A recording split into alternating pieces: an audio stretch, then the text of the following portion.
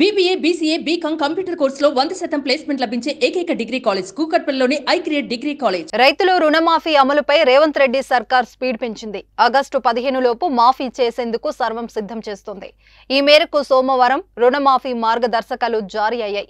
ప్రతి రైతు కుటుంబానికి 2 లక్షల రూపాయలు రుణమాఫీ చేయనున్నట్లు వెల్లడించింది. ఇప్పటికే ప్రభుత్వం ప్రకటించినట్టుగా 12 డిసెంబర్ 2018 నుంచి 2023 డిసెంబర్ 9 మధ్య రైతులు తీసుకున్న రుణాలకు ఈ పథకాన్ని వర్తింపజేయనున్నట్లు స్పష్టం చేసింది. ఈ రుణమాఫీ స్వల్పకాలిక పంటల రుణాలకు వర్తించనుందని స్పష్టం చేసింది. మరోవైపు అన్ని పథకాల మాదిరిగానే ఈ రైతు రుణమాఫీకి కూడా రేషన్ కార్డును తప్పనిసరి చేసింది. అయితే ప్రభుత్వ మార్గదర్శకాలపై విపక్షాలు విమర్శలు చేస్తున్నాయి. రేషన్ కార్డు ప్రామాణికంగా పెట్టడంపై మండిపడుతున్నాయి. రైతుకు రుణభారం తగ్గించే ప్రయత్నం కన్నా ప్రభుత్వం భారం తగ్గించుకునే ప్రయత్నమే ఎక్కువ కనబడుతుందని ఎద్దేవా చేస్తున్నాయి.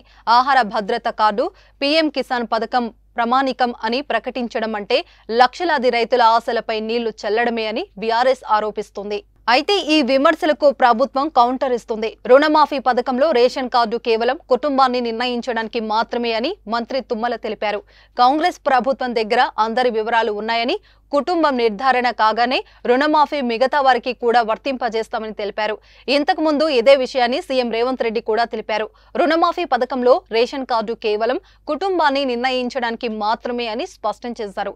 దీంతో ప్రభుత్వ ప్రకటనతో రేషన్ కార్డులు లేని వారిలో సంతోషం వ్యక్తమవుతున్నా లోలోపల మాత్రం రైతుల్లో రేషన్ కార్డు విషయమై గందరగోళం నెలకొంది. సుమన్ టీవీలో మీ పర్సనల్ అండ్ బిజినెస్ ప్రమోషన్స్ కోసం కింది నెంబర్కి కాంటాక్ట్ చేయండి.